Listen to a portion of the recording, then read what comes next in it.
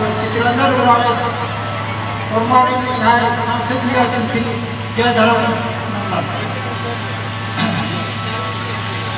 किसान जैसे नमाई हनाट पातानु झंडा जे एड़पाड़पानु परकटगंज गिरी अकुन्न में समाधान 14 के खातिर के खुर्मी पतानु सहानु जैसे परकट मंडा गिरी आदि नमागे अपन संस्कृतियानु आकर्षित नाम लाको और नाम उल्टे खोतानु वराखी इंदम प्रार्थना सभानु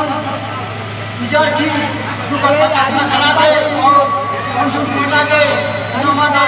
भगवान अकुल आकाचार